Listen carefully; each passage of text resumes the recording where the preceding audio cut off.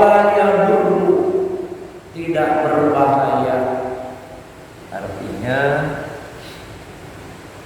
tidak sampai membatalkan wudu apabila kita lupa satu titik ataupun beberapa titik di selain anggota-anggota wudu.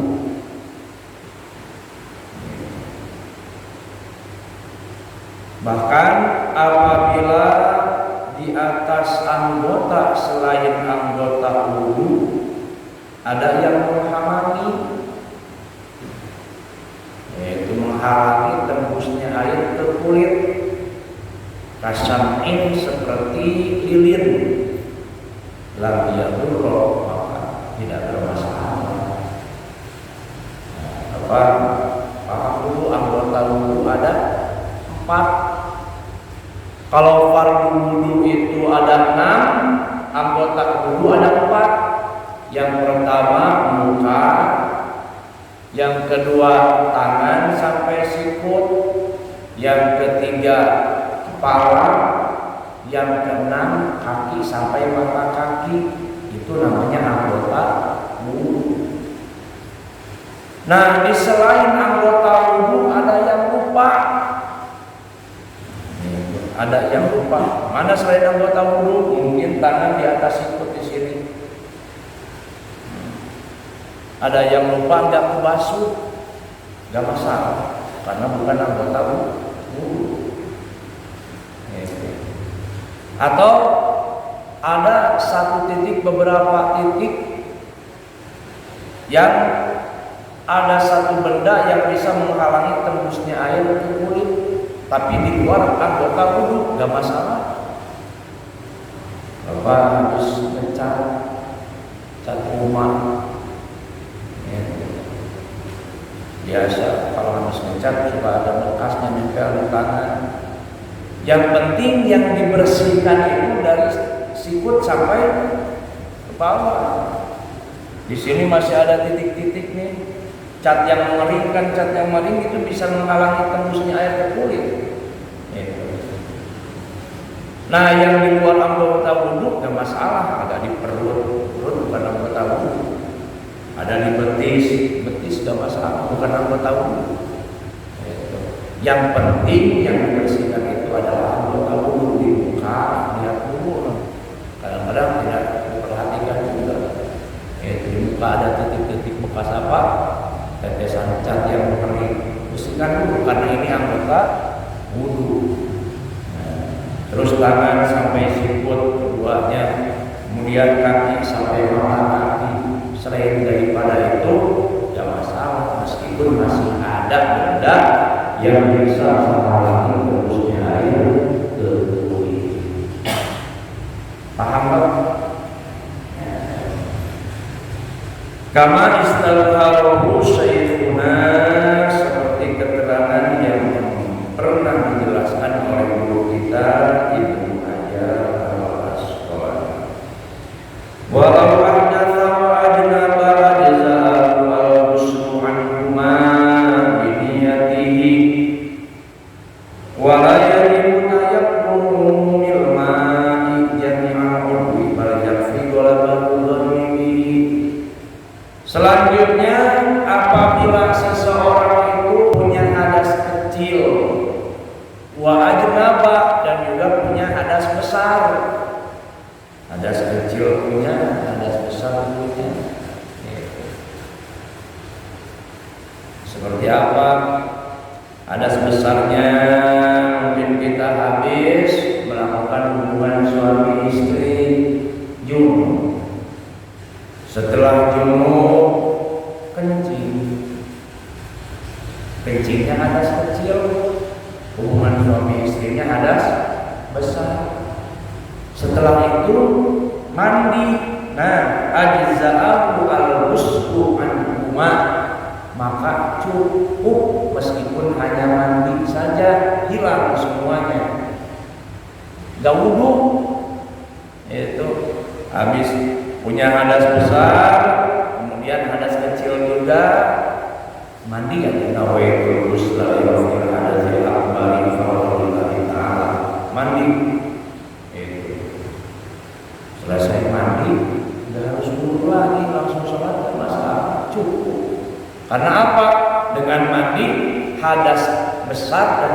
kecil pun hilang. Yaitu mandi. Tapi kalau wudhu saja hadas besar nggak hilang.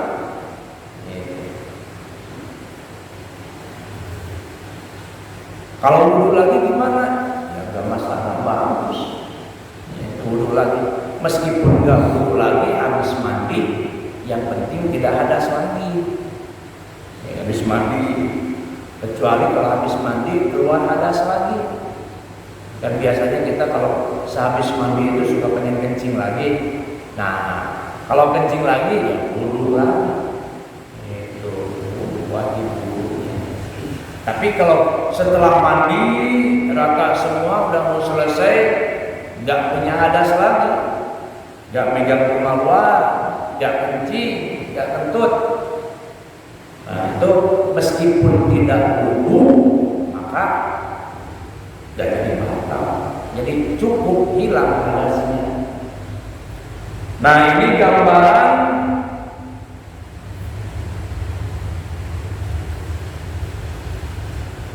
seperti mandinya mayit, orang yang meninggal. Jadi jangan salah paham, mandinya orang yang meninggal, memandikan mayit itu kal hayy, seperti orang yang hidup. Seperti orang yang hidup seperti apa? Kalau orang yang hidup punya hadas besar, sunnah wudhu dulu sebelum mandi. Sunnahnya wudhu dulu baru mandi. Gitu. Nah, mayit pun sama.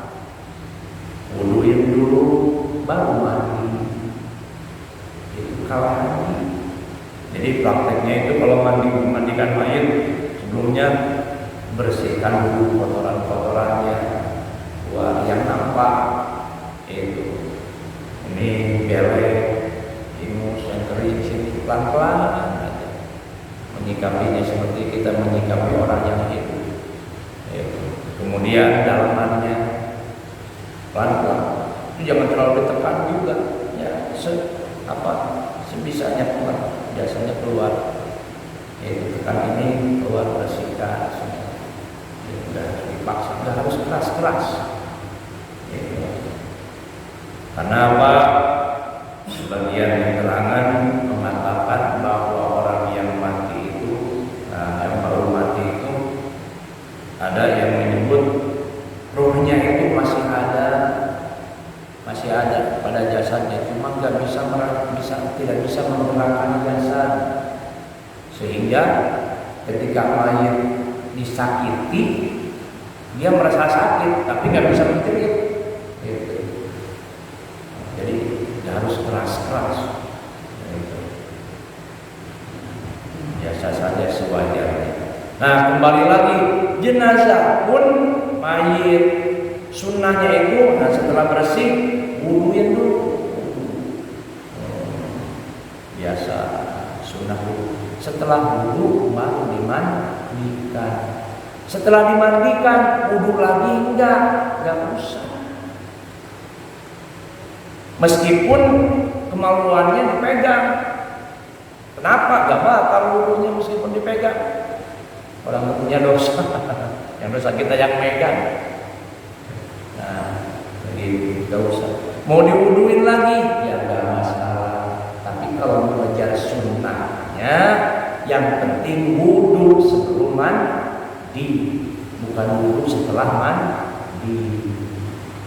Kalau bagi yang hidup, nah, di mana tempatnya wudhu setelah mandi? Mandi wajib ini, ya ketika setelah mandi wajib itu ya berhadas lagi.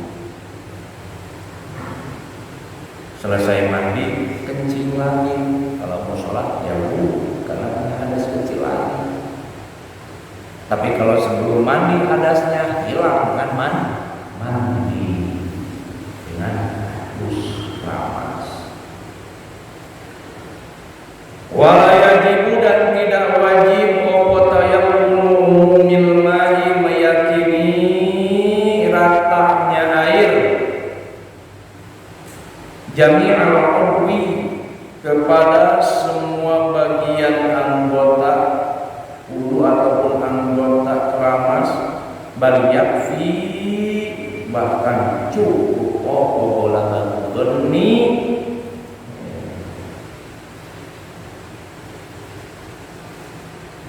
prasangka bihi terhadap mobil mati. Nah, tidak wajib kita yakin bahwa air itu sudah merata. Tidak wajib. Yang wajibnya itu apa? Cukup dengan sangkaan saja. Ini mau udah rata. Seperti apa? Kalau yang kelihatan mungkin kita bisa meyakini. Tapi yang belakang kita mesti yakin itu kan. Ditengok gak bisa. Yang penting kita ada sangkaan. Ini udah rata nih. Nah, itu udah cukup. Kalau mandi itu, kalau harus yakin kan, kita harus manggil orang dulu. Manggil istri kita, Bu, sini Bu, coba lihat ke belakang. Udah rata belum? Gak usah. Yang penting sangkaan saja. Karena gon atau prasangka itu adalah 75%.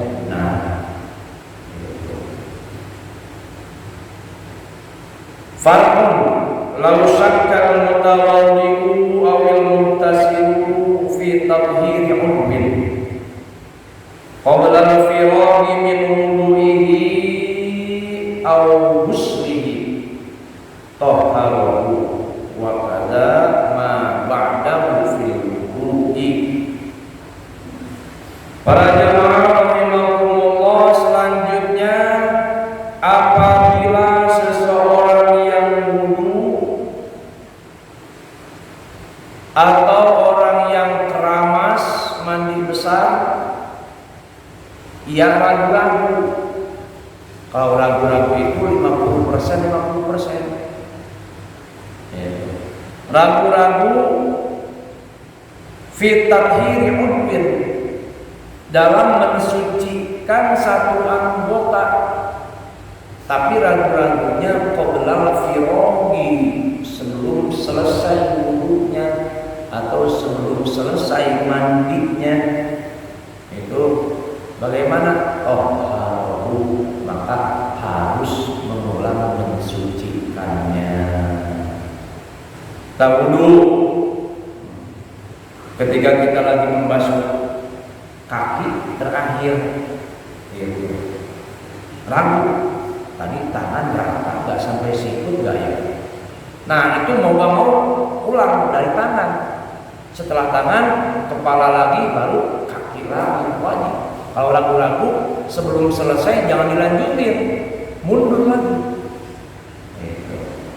Mandi pun sama, masih mandi, tadi air meresap kan nih sampai ke dalam nih rambut, siram lagi langsung. Kalau belum selesai,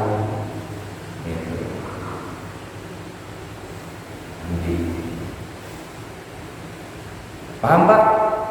Nah, aw ba'da firaghi min tuhrihi lam yukthir, atau apabila orang yang wudu atau yang mandi itu ragu-ragunya setelah selesai, lam yukthir, maka tidak berpengaruh. Artinya tidak berpengaruh, sudah harus balik lagi, lanjut saja. Udah selesai wudu, udah mau sholat, ragu-ragu. Tadi rata gak yang membasuh kedua tangan? Tadi rata gak yang membasuh muka? Nah, itu sholat lagi, nggak harus wudu lagi kalau sudah selesai. Aturan fikih.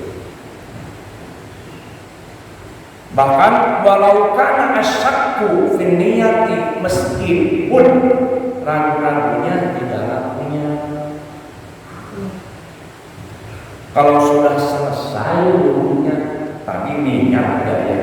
Tapi kalau wudunya udah selesai, itu nggak berpengaruh, langsung aja sholat, nggak harus wudhu lagi. Tapi kalau wudhunya belum selesai, masih membasuh tangan misalkan, ragu-ragu, tadi niat nggak ya? Nah itu harus balik lagi, karena belum selesai.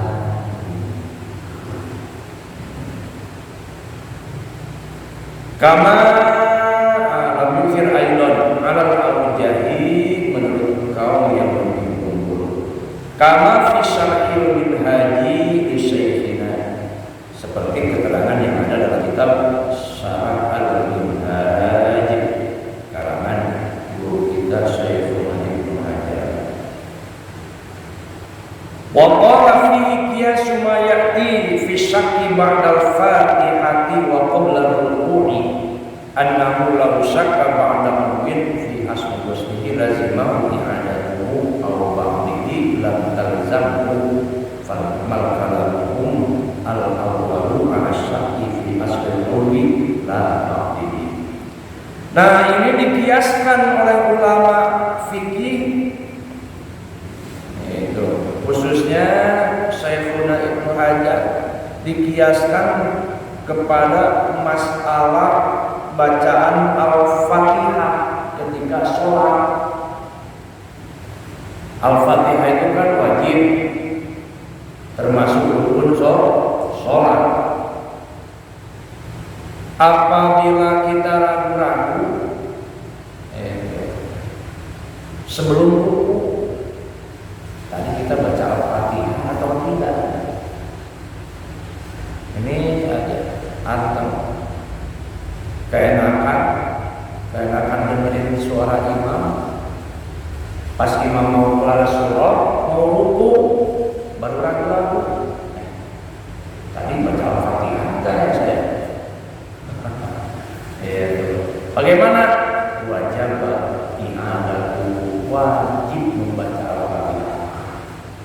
Ketinggalan, enggak apa-apa, baca Al-Fatihah kalau ragu-ragunya sebelum ruku.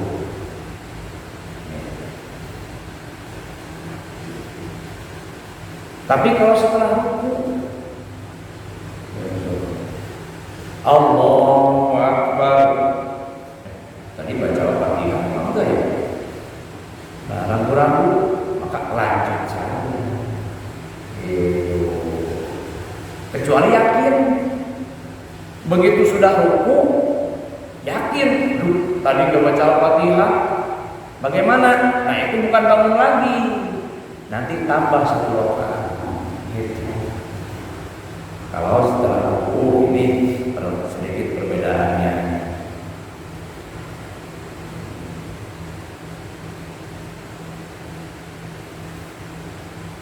Nah, bahkan law syakka ba'da ubin fi asli ghuslihi lazimahu i'adatu aw ba'dihi lam talzamhu. Di sini ada tambahan. Apabila ragu-ragunya itu sebagian, maka enggak usah balik lagi. Seperti tadi, udah selesai.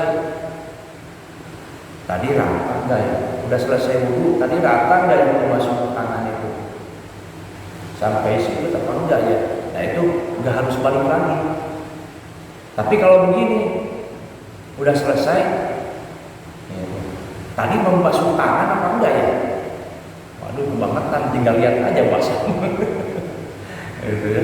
Atau tadi mengusap kepala apa enggak ya? Nah itu kan sama sekali yang ragu-ragu itu bukan sebagian. Kalau itu, nah wajib balik lagi. Tadi basuh kaki apa enggak ya? Lain lagi, kalau ragu-ragu tadi basuh kaki rata apa enggak? Ingat basuh kakinya, tapi nggak ingat ratanya. Oh ini basuh kaki apa enggak?